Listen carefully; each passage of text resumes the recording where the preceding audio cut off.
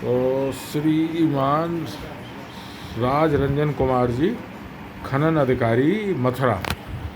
तो हम समक्ष हैं जिला मथुरा खनन अधिकारी महोदय के समक्ष, और सर से पूछना चाहेंगे कि इन्होंने कब से यहाँ पे चार्ज ग्रहण किया है और जनपद में मथुरा में खनन की स्थिति कैसी है, और वर्तमान योगी शासनकाल में ये खनन में किसान वगैरह जो खनन करते हैं उन्हें कोई दिक्कत वगैरह तो नहीं हो रही है। तो पहले बिंदु पर इस पर ही ये राज रंजन कुमार जी, खनन अधिकारी मथुरा जी से हम जानकारी चाहेंगे। तो सर इस बिंदु पर थोड़ा जानकारी देने की कृपा करें।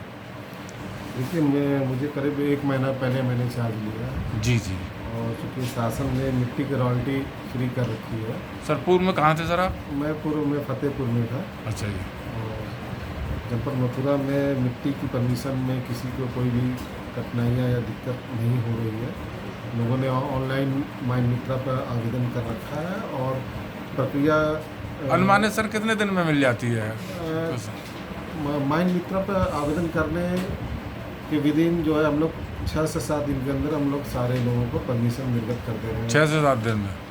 बिल्कुल, चूँकि तहसील से रिपोर्ट आने में थोड़ा समय लगता है। जी जी। रिपोर्ट आने पर जो है, रिपोर्ट आने के विदिन 2 से 3 दिन के अंदर हम लोग सबको परमिशन निर्गत कर दे रहे हैं। हाँ, तो सर ये तो इसके लिए धन्यवाद है कि आप कम समय में किसानों को मतलब ऐसा असुविधा न हो और जल्दी अनुमति मिल जाए।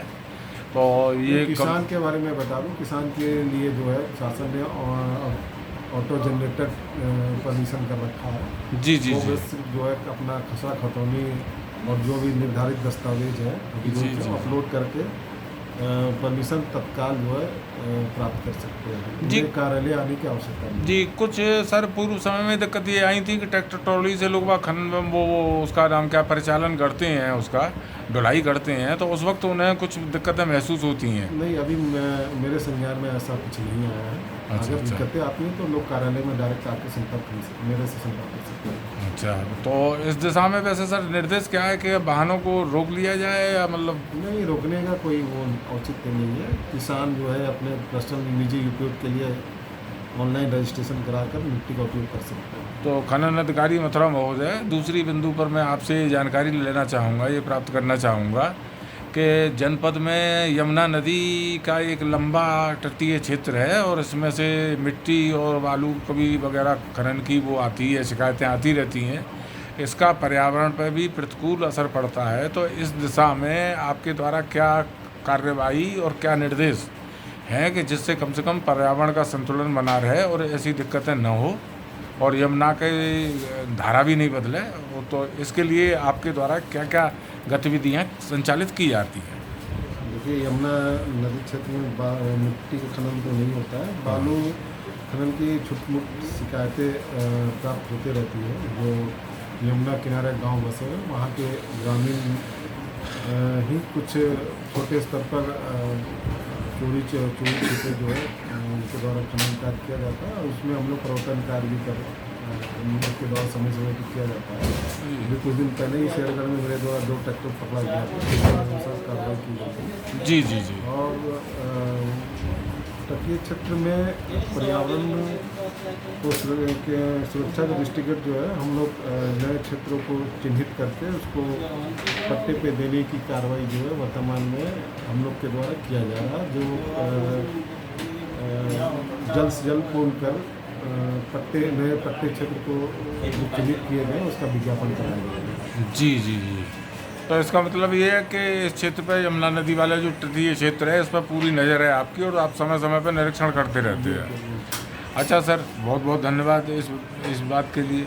सर तीसरे और अंतिम बिंदु के रूप में मैं पूछना चाहूँगा कि हमारी जो मतलब ऐसा है कि अवैध खनन की शिकायतें होती हैं, जो इन्फोर्समेंट है, जो प्रवर्तन है, तो प्रवर्तन में आपके पास में किस प्रकार की समस्याएं और शिकायतें आती हैं और इसका आंकड़ा वर्ष अनुसार क्या होगा? मथुरा जनपद में एक वर्ष में लगभग कितनी अवैध खनन की शिकायत आ जाती होंगी, जिनमें से आपके द्वारा कितनी शमनीय की जाती हैं और कितनों पर कार्रवाई करके इन्हें दंडित किया जाता है?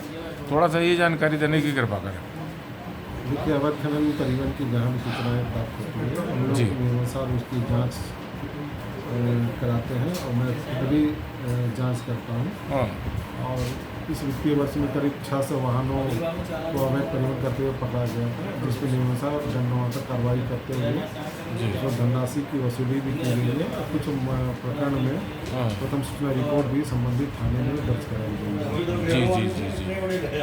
तो सर बहुत बहुत धन्यवाद आपकी सजगता का कि योगी शासनकाल में आप कम से कम मिट्टी वगैरह अवैध खनन के प्रति आप गंभीर हैं और किसानों को परेशानी न हो, उनके परिचालन में भी कोई दिक्कत वगैरह न हो, ऐसे प्रयास किए जा रहे हैं। तो सर वर्तमान के कार्यकाल में आपके द्वारा भी कोई मतलब ऐसा है कि रिपोर्ट वगैरह कराई गई हैं इन लोगों के खिलाफ में? देखिए, प्रथम सूचना रिपोर्ट तो हमारे जो थाने अधीक्षक है उन्होंने दर्ज कराया है। अच्छा।